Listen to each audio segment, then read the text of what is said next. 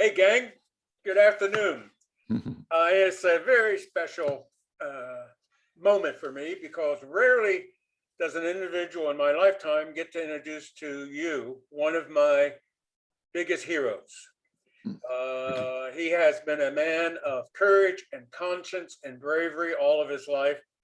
I have been a huge fan of this man politically, personally, and morally. And he has recently written a book that I can't urge you enough to read. It's a must-do on your summer reading. It's a great read, well-written, and filled with great political stories. Governor, you have served in the Marine Corps in Vietnam and saw combat. You've been 6 years as governor of Virginia. You've been in the Senate 12 years. You have had a life that very few of us could dream about. And probably the best decision you made, you married Linda Bird Johnson, who equally I'm a fan of. Writing this memoir, I've written mine, and when we're writing, we suddenly realize the things we're most vulnerable about. What did you feel was the toughest part in writing this memoir? Well, for me, the first part was the most difficult part was just getting started. I have never written in the first person. I've always been able to write in the third person, and you can say all kinds of things if you're not talking about yourself. You have to be judicious in what you say. You enjoy having other people say nice things, as your very kind remarks just then. But I was never comfortable doing that. And Linda frequently, when she's with me, says he won't brag about himself, but I'll tell you, which I appreciate, and I appreciate any kind words, particularly from friends. But in any event, the first person writing was not my forte. In any event, that was the toughest part. We worked together on opposing Don't Ask, Don't Tell and the Defense of Marriage Act. And for our listeners who are younger than we are, and I imagine that's in most of them, those were two amendments that would make it tough for gays to serve with honor in our military and to legally express our love by getting married. You were only one of like a dozen senators, both times, in a very conservative state. Virginia wasn't a purple state then; it was a red state then. Voted on the side of the LGBTQ community. What was it that made you show such unbelievable courage at that time in the 1990s? Well, it's just fundamental fairness. We're all human beings, and I have. There was a long period of time, I guess, when I was younger and earlier in the military, that they always talked about anybody who had heard a different drummer or whatever it is couldn't serve because they might be susceptible to being used in their security clearances and everything else. Somebody could use that against them and can turn them in an intelligent sense. But when you stop and think about it, simply being honest about your own self is far and away the best thing to go. And there's no reason why we as a government or we as fellow human beings should try to restrict any of our fellow human beings from being themselves, as long as they're not a threat to anybody else, either physically or some other way. Trying to make the argument on the other side just doesn't work.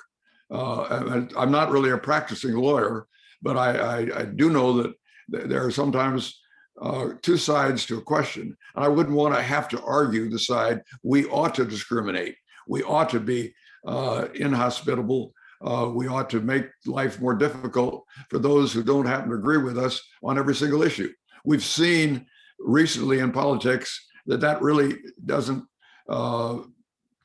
help advance a cause on a larger scale if we seem to be intolerant and prejudiced and disrespectful of what God gave us. You know, Governor, with those two actions, you became known as the conscience of the Democratic Party and as a person of great strength and courage. And you come from the time in the Senate where you worked across the aisle. Mhm. There were people like Everett Dirksen who delivered the votes on the Civil Rights Bill of 1964, I think it was, and 63. People worked together, as my memory, even Yes. at times of sharp disagreement. How do you look at today? And do you see us getting out of this attack on our democracy? Unfortunately, I'm not terribly optimistic about changing rapidly. I just votes as we're talking right now, a whole political party has excluded from a leadership position an individual who had the courage to stand up and express what they knew to be the truth. It's clearly, if you look at the response from the individual upon which that exclusion from leadership was focused, you can understand why it's going to take a while. Unfortunately, that kind of approach to the political process still works for a limited number of people, though that isn't the majority of the people by any means, but a particular group. And if you can get half of your group all riled up, hating with you, you can change a lot of votes, not because they necessarily agree with the individual or that they're are all that enamored of the way an individual comports himself, herself, whatever the case may be, but because they just like to punch the established acceptable views in the nose every now and then. It just the joy of seeing the perceived elites and those who promote hate and discontent and whatever normally try to convince everybody else that anybody who's not like us, them, as they're describing themselves, is an elitist. And that's not the, I mean, the elitists in most cases are far more open-minded than those who are characterized that way. But they get their satisfaction, if that's the right word, from just seeing those who are in exalted positions taken down a notch or two on a regular basis. And they kind of enjoy the smack on the nose. Governor, I have been a big fan of Joe Biden's first 100 days. It reminds me of Roosevelt's first 100 days. It also reminds me of President Johnson's first 100 days with Medicare and the war on poverty and perhaps the most domestic progress we've made in years. How would you rate Biden? I think he's off to a very good start. His basic values are good.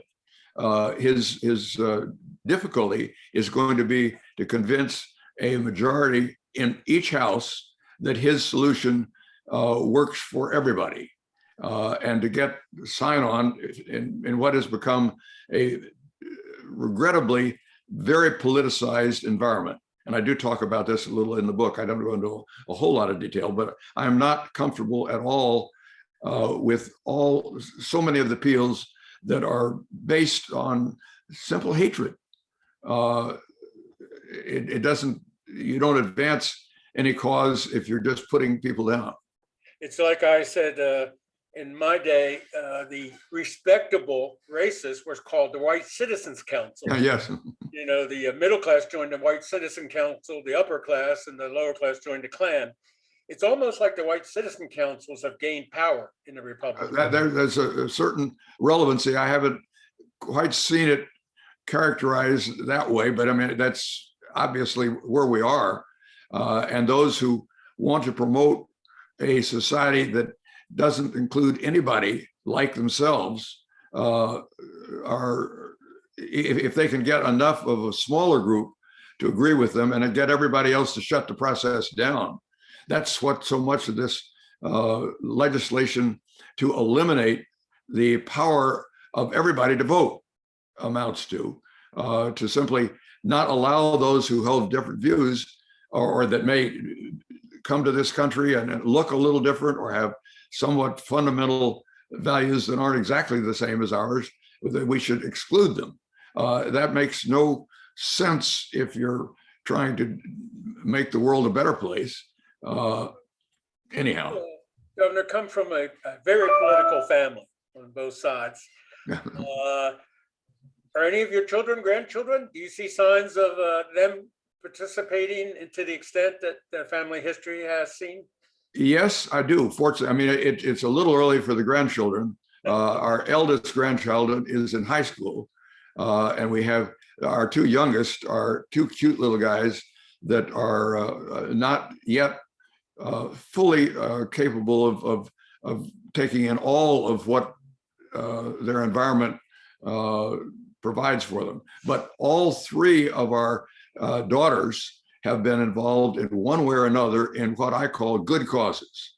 And they reflect a long-term commitment of their mother and her mother's family. And I'm just pleased to be a part of that environment. I get a great deal of credit for the good work and the responsible position that our daughters and ultimately our grandchildren, the grandchild that's in high school now, she is developing a whole lot of values that I look upon very favorably. Well, they can look at their grandfather and know that they come from a man, a line who has shown great courage, who's a moral compass of our party, who is someone that I have loved and adored for years. You're very kind, and I very much appreciate it. Not kind, but you know, as far as Lindbergh goes, I just want to say this: as you were talking about Lindbergh's family, my mama said, "Oh, son, you got to marry up if you're going to find it." Now, I think you married up in this case. I did, no question about it. She has been the